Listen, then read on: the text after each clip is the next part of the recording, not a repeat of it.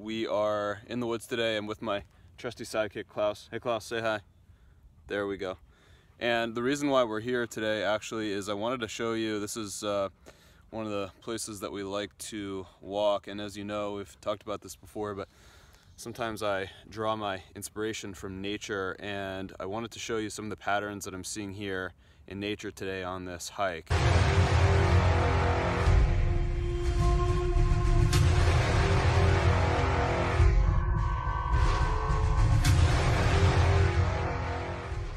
What are we gonna show them, bud? Come on. So it's the middle of May here, of course, and it's kind of an overcast day. And but actually, we were walking along this path and we stumbled upon this fresh batch of these ferns. And I don't know if you can see these very well, but I always loved these plants as a kid growing up, and I just wanted to show you why. There's these fractal patterns. Some of you may know these if you live in an area where there's ferns, but hey, if you're in another part of the world like the desert or something, you might not know about these as much as we do here. So I'm going to pick one. May I, fern? Thank you. And just show you what I'm talking about here. So of course we have the shape of the fern itself, this almost pine tree kind of a cone shape. Let's call it, it's almost a triangle, sort of a pennant triangle, if you will. And so we have that on the shape of the fern itself, right? And then we go in one level and we look at one of the branches here, and we can see this is in fact the same shape. It's this pennant triangular shape here. So we have a second level, and then let's go in one level further, and you can see the actual leaves on each branch are the same shape. So we're talking a third level of that pennant triangular shape. And then if you were to go in even further, one level further here, you can see the little mini ones that come off the side of it are basically the same shape, the same pennant triangular shape. And I don't know, the zoom won't let me go much further in here, but I bet if you had a microscope or something and were able to zoom in on those last little pennants, you'd be able to see maybe even more of these shapes. So in sum, what are we talking about here? We're talking about, I crushed it a little bit, but we're talking about four levels of this same shape that repeats on this plant that we can see. Yep, so it was a good day out here today. Sometimes I'm reminded of why I enjoy studying the markets as a function of nature, and coming out here into the woods just helps me to pick up on that again. Right, bud? Come close! Good boy! Very good. Very good. All right, let's go. So we're back from our walk in the woods, cleaned up a little bit, back in the studios, and I want to get into the big topic as we look at the precious metals. So, I mean, what am I really talking about here? What do ferns and gold have in common? Have I gone overboard? Have I gone over the edge, getting a little bit into looking for patterns?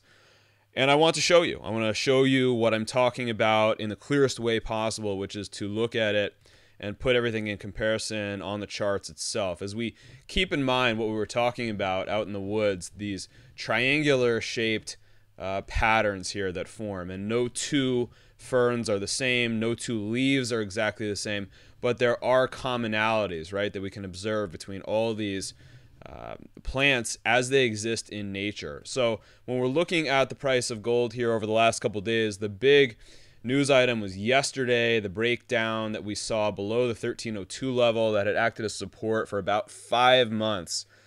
And unfortunately, that's a significant breakdown.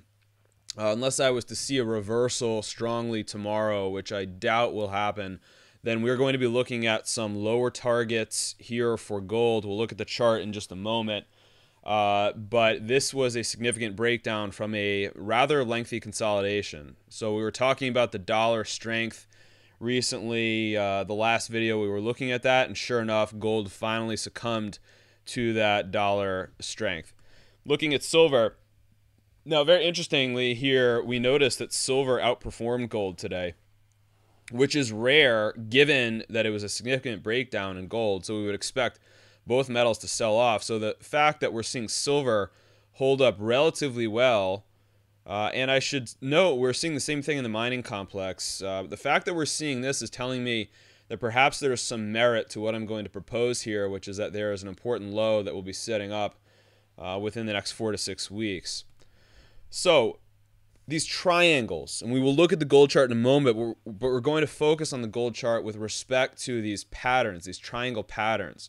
Because if you're a skeptic of technical analysis, yet if you understand that there are repeating patterns in nature, and that all of the human beings that participate in the gold market, whether they're buying jewelry, whether they're investing in the physical, whether they're paper traders, whether they're manipulators, all these individuals are human beings. And human beings, as far as I know, are a component of a broader understanding of nature. And so human beings move in patterns. We may not like their patterns, we may not agree with their patterns, but there are patterns. So I want to show you very quickly. Now, we could get into a lot more discussion on each one of these subtypes. We're going to look at triangle patterns in technical analysis. And entire books could be and have been written on single patterns that we see like this. I'm going to try to summarize this here in just a minute, and then we'll look at the gold chart, and I'll show you how this can be useful. If you want to have an attempt here, a shot at trading profitably over the long run, or stacking the odds in your favor for your times of your purchases, you can pay attention to some of these patterns and they will help you. Even if you don't believe, they will help you. So we're talking about this first kind of triangle. The name of this in basic geometry would be an isosceles triangle, where all the sides are the same. In technical analysis, we're going to call this a symmetrical triangle. Just different words for the same premise here.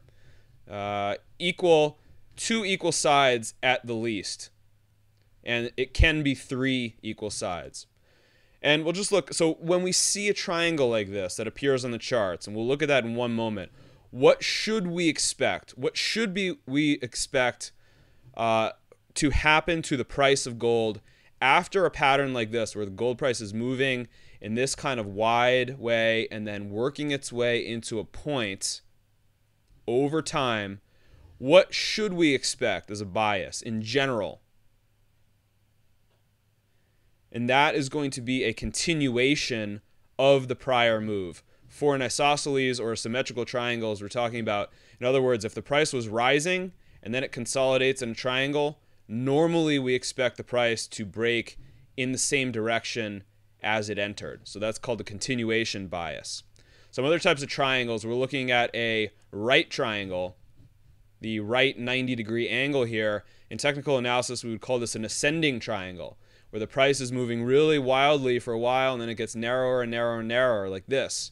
An ascending triangle. What is the bias? Bullish. We expect this to break higher. The opposite is a descending right triangle, or a descending consolidation. This obviously would be bearish. We're seeing the price move in a wide range and then get narrower and narrower and narrower with steady support. This is the key for these descending and ascending triangles. Steady support or steady resistance. This is a bearish pattern. Two more. These are more difficult to spot and difficult to understand, and I won't spend too much time discussing this because I want to show you on the charts, but suffice it to say, we could do an entire video on these types of triangles alone, and maybe I'll do that in the future if there's interest. Please hit the like button if you like these kinds of videos that are more in-depth. These can help you understand what's happening on the charts. Whether you choose to subscribe to the premium service, we reference these types of triangles quite often. This will help you understand that, or whether you're choosing to do this on your own in the gold market or otherwise, these patterns appear over and over again. So here we're looking at what would be called a scalene triangle in geometry, where no two sides have the same length. And this would be an obtuse scalene triangle with this angle here wider than 90 degrees. And when we're talking about in the markets, this pattern is a rising wedge. And can you guess, is this a bullish or a bearish pattern? If you said bullish, like this one, because they're both rising, you're wrong. This is generally a bearish pattern. I know it doesn't make sense until you see it in action. But in general, what we're seeing here, when you see a price moving like this, where the lows are coming up very fast, in other words, we see buyers coming in higher and higher and higher, but sellers coming in at a more determined rate, a more steady rate, this tends to result in a negative breakdown when sellers overcome the buyers. This is a bearish pattern, and similarly, the opposite, when we look at a falling wedge, this is a bullish pattern, as buyers are rather more determined than these panicky sellers, and the price resolves higher through this buying pressure on the lower side. So these are the 5 major types of triangles that you will see on the gold chart that we are going to look at in the gold price. And by the way, these are fractal. So you will see these triangles forming all the way from a multi-year time down to an intra-minute time frame. You will see this over and over and over again. For our purposes, we're going to look at gold from 2011 to the present. And just to back up for a second, so where are we right now? So we saw that breakdown in gold here. It looks very strongly to me like we were setting up for a test of this lower trend line here, this lower blue trend line. This will be a critical test for gold, but you will see why when we look at these triangles. These triangles are very important to help us determine some odds of probabilities. So, can you see any triangles here on this chart as we begin? And keep in mind, those examples that we gave in the last slide, there are no triangles that appear in the markets that are perfect like that. That was a cutout. That was a sample. But when we look in nature, when we looked at those ferns, for example, and we see these wedge triangles, almost these pyramid type shapes, they are never perfect. Neither is a pyramid perfect. One stone, even if it's slightly off by 1 inch, makes the thing not perfect. That doesn't negate the fact that the message of the pattern is a triangle, a convergence. So can you see? Pause the video if you want. Can you see any triangles? Now, I already have labeled here the major trends that we're focusing on. We're talking about a rising channel that's developed after a major long-term downtrend breakout in the price of gold from the all-time high in 2011. We have multiple horizontal resistance levels here that are coming up for gold. Can you see any triangles that formed? I can see a few. Let's look at them together. First, right here, from the all-time high, just above $1,900 per ounce, falling back to this 1525 support level within a couple months, and this pattern of lows, here's the critical point, lows being the same and the highs coming down and converging. Now remember, it doesn't have to be perfect, as I said, but it's the message of this market. Lows staying the same and highs falling. Very clear lows here. 1, 2, 3, 4, 5. The 6th attempt failed.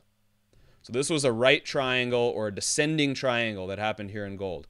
And if you were following this pattern, you had an idea of what to expect for a target based on this pattern.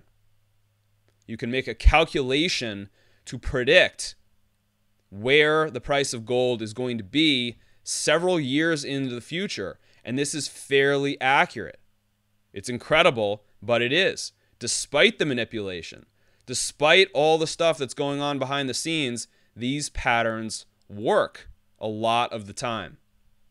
So look at the breakdown here.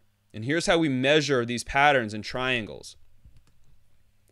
The amplitude of the widest part of the descending triangle is measured.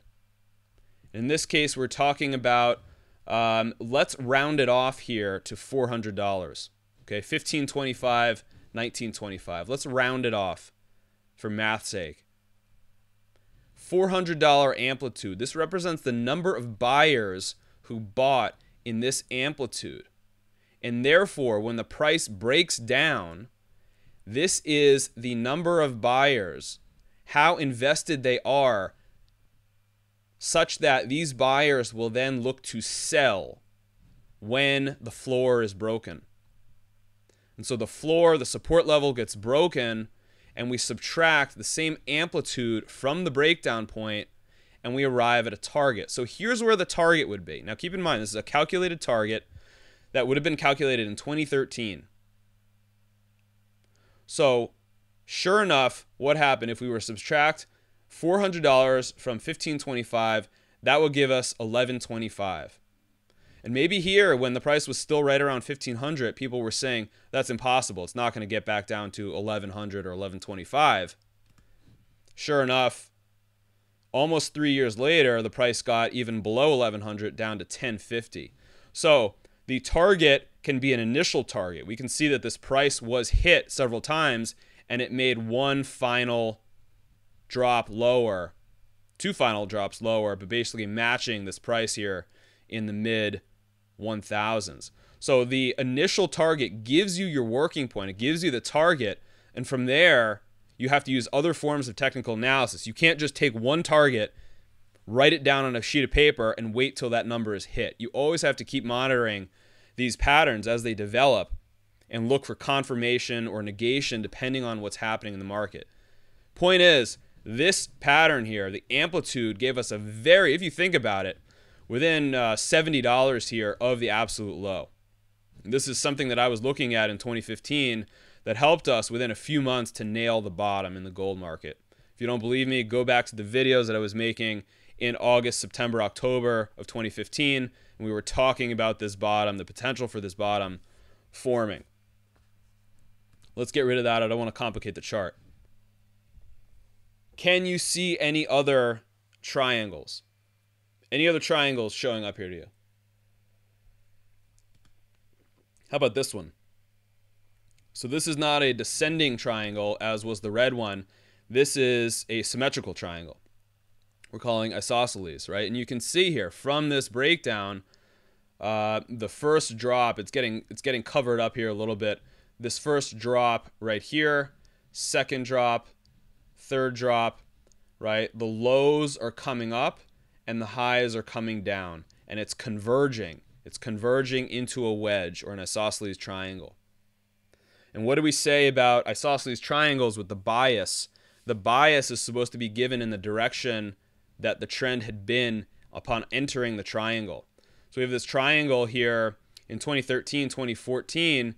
We calculate an amplitude, and sure enough, it breaks downward from this pattern, continuation pattern. Now in this case, the pattern overcalculated the target. So perhaps fundamental drivers were coming in here. You know, the Fed raised interest rates for the first time in a decade. So things radically changed here in late 2015 that perhaps the exact amount of buyers and sellers did not sell on the breakdown. It got pretty close if you think about it, especially from where we were up here in 1300. I just remember going back in this time period, so many people were trying to call this the bottom, and sure enough, it broke lower, and you had a fairly good assessment within $75 or so of where the low was forming. Second triangle forming in the gold market over the last 6 years. Let's move those. Can you see the third? It's small, right up there. Once again, the highs from 2016 forming a descending right triangle. This was much smaller, but if you were participating in the gold market in real time, we were seeing this develop at that time. We were hoping that it was going to break. Things would have radically changed if this market had broken the long-term downtrend. At that point, it did not. The amplitude of this triangle was roughly $78, and boom, that target was hit only 2 weeks later. It was a boom, a crack, and a drop down to the target. There was a rebound, and as we said on the Trump reversal, once an initial target is met, that is an initial target only. other forms of technical analysis have to be put into place after the initial target is met to determine, are we looking at a subsequent target? Is this market going to then reverse and continue higher? We saw a reversal bar on the Trump reversal that strongly indicated the market was not quite ready to do that. Third triangle that we've seen in the gold market in the last 6 years. Can you see the fourth triangle? It is right here. Once again, an isosceles or a symmetrical triangle from the low, the absolute low in 2015, up through. Now I'm drawing it up to this trend line just so you can visualize it, but keep in mind we're talking about this peak up here. But still, the point of a low, a high, a low, and a high, it only takes 2 points on each line to create a line. That's the definition of a line, 2 points. You have two lines coming together. This gives a converging isosceles, or as we're calling it, a symmetrical triangle. We measure the amplitude, again, from the low to the high. Now, in a symmetrical triangle, as I said, once again, similar to this one, the amplitude, the target, as we did here, is calculated from the apex, not from the breakdown point. So the apex of this triangle being 1205 gives us a target matching right up here to 1525 to 1530. And I'm putting this off into the future because this target has not been met yet. So this is an open target based on this same pattern that worked back in 2013, 2014. It worked back here from the all-time high. It worked here in 2016. We are now looking at the market that even though it is failing in the short run, and we have lower targets in the short run, the primary pattern that we're concerned with is this symmetrical triangle that is still attempting to reach this target. And until proven otherwise, we have to take this to be the bias. There's one more triangle that I want to show you about, and we have to superimpose it. Can you see where it is?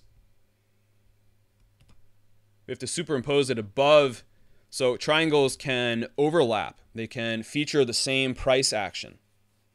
These patterns can overlap and have sort of a domino kind of effect. That's the thing with technical analysis. You always have to be thinking one step ahead. So if one pattern triggers and it tips like a domino and it triggers another pattern, which then triggers another pattern, you can think 2 or 3 moves ahead of time. Of course, you always have to be reassessing to see if something is going wrong with your thesis or is it playing out.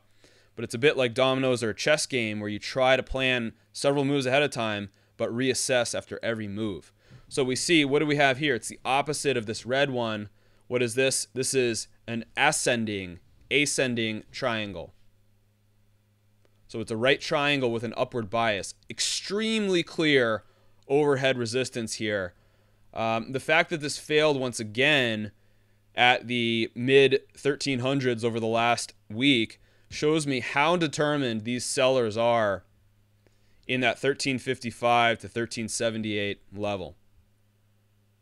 Whether these are holders of physical gold who are selling to cut their losses or get break even, or whether this is a nefarious entity who has just simply said, we don't want to see gold going anything above 1375.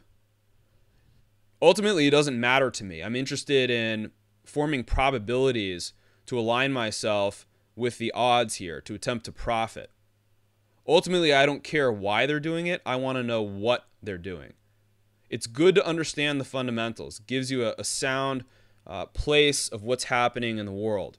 But when you actually want to dial it in and figure out how is this going to impact me, those fundamentals don't mean anything. Because the same fundamentals were true as this breakdown was happening. Central banks were printing money. There were negative interest rates, bailouts, bail-ins, wars, manipulation, fill in the blank. This is all happening once again today. It's just we're looking at a different pattern. The market is attempting to show us that buyers are taking control from sellers. It is attempting to do that. Now, this ascending triangle would have a target equal to this amplitude, $330 added onto here, would give us a target of the low 1700s. So this would be fairly exciting, and I'm not saying it would do that overnight, but you could have a fairly strong initial move followed by some backing and filling, some retracements, followed by another series of surges similar to as we saw here in the breakdown from this pattern. So I just want to get rid of those for a moment, and I want to clear out the whole chart and just show you. So the primary pattern that we are attempting to watch for here, we're attempting to see when this happens, is this ascending triangle from the absolute low of the bear market. This ascending pattern. And even though we've seen a short-term violation in the gold market here, and I am expecting gold to fall over the next several weeks as a result of this pattern, we are still within what is attempting to be an ascending triangle. We can see that clearly. Rising support and horizontal resistance. Very clear flat horizontal resistance. Now a caveat. This is the important thing with these patterns. This pattern has not been triggered yet. What do I mean by that? So when we saw this breakdown right here in 2013 below 1525, this was the trigger point. This is where the pattern goes from we're observing it, we're making a hypothesis, to boom, this is happening now. So prepare yourself because the price of gold is going lower for several more years. This was the trigger point, the breakdown right here. This pattern has not been triggered yet. So we will need to see gold advancing and closing strongly with volume on a weekly close above the 2016 high for this pattern to begin to be triggered. And it is still possible that gold comes back down and something happens to cause this rising support to fail, in which case the thesis of this pattern developing right now and gold moving higher to re-challenge all-time highs within the next several years will not be happening. So this is extremely important that we pay attention to this pattern right now. This pattern, these triangular patterns, I just showed 5 of them that have appeared in the gold market, all different triangles, each one slightly different. Triangles appearing over and over and over again when we are walking in the woods, and also when we are looking at the human nature, the sum of human nature, when we are talking about a 5,000-year-old store of wealth and perhaps even longer. Isn't that incredible? If you really take a step back and just think about that, how amazing is it that we see this pattern in a green leaf and also in a mineral that has no comparison. If you would like to learn more about these types of patterns, how these play in with not only the price of gold, but the price of silver, the mining sector, the individual miners that we are buying and selling here, all the research to back that up, and how these patterns are working, this is what goes into the premium service. If you like to learn about this kind of thing, I think it would be worth your investment to check that out. Now, we do not do these primers every single week in the premium service, because if I did that, now that is an idea for the future that I've been contemplating, doing a series on technical analysis itself. But in the premium service, we endeavor to bring you the takeaway. What are the key points to follow? What are the key patterns to follow if you are a precious metals investor or a commodities investor, or you're heavily invested in the US dollar? What are the patterns to follow? How are we seeing them? What triangles are shaping up? What wedges are shaping up? So you will get all the takeaways in that service and you will be able to see them. If you would like to speak one-on-one, if you have no interest in any sort of publication, but you would like to speak to me, I do work with individuals on a one-on-one basis. I can't tell you exactly what to do. I'm not a registered financial planner. What I am is an independent thinker and an investor who thinks outside the box and looks for patterns and looks for strategies that I would implement myself. And I simply share research with individuals, and we come up with a best plan given your situation. So thank you very much for watching. I enjoyed taking the walk today, and I'm glad you could come with us on that. We will do something like that again in the future, and I'll just look for more patterns or more things that pop out. The absolute truth about that video in the woods today is I had no intention of looking for triangles. I had no idea I was going to make this video when I went for the walk with my dog in the woods today. And all of a sudden, this patch of ferns shows up. And I was blown away because I think they're beautiful. I think a lot of aspects of nature are beautiful, including gold. But I thought these ferns were really breathtaking. And so I walked back to my car. I didn't even bring my phone.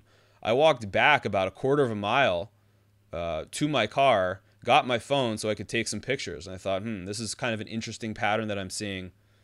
And let's go from there. So thank you once again for joining me. The next video will be this time next week. Yeah, so this is a question to you all as well. Are there patterns that you have observed in nature that have clued you in or tipped you off as to a pattern that also exists in the financial markets on the charts? If so, leave a comment below. I would love to hear it.